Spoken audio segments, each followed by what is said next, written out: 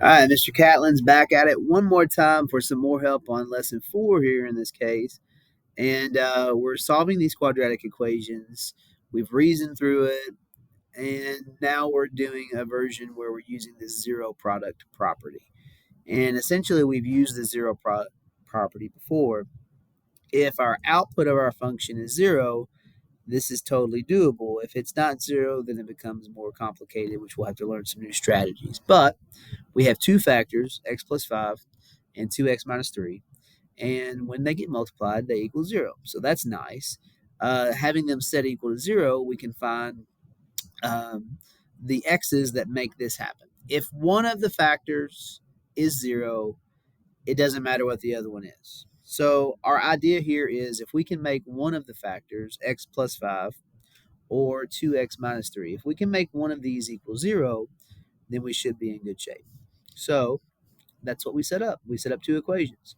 We want to make x plus 5 equal 0, because if that factor is 0, then this will be the solution for it. And the other one that we want to set up is the other factor, 2x minus 3.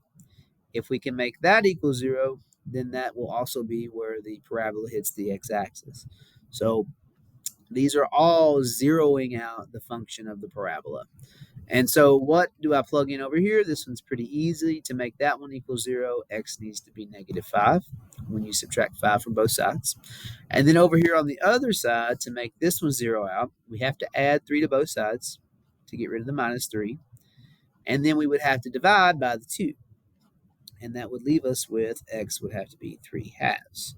And these are our two solutions. Our parabola would hit the x-axis at two places.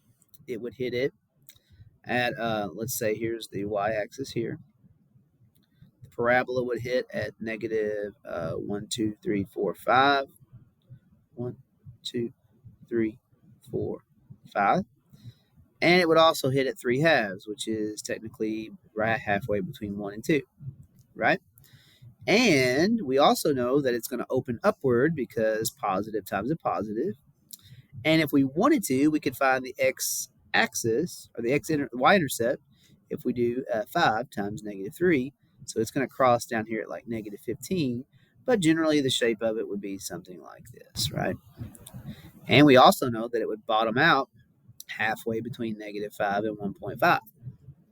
All things we learned about last unit, not part of this question, but we could do that. And that's why this all connects with what we've been working on from unit 6 as well.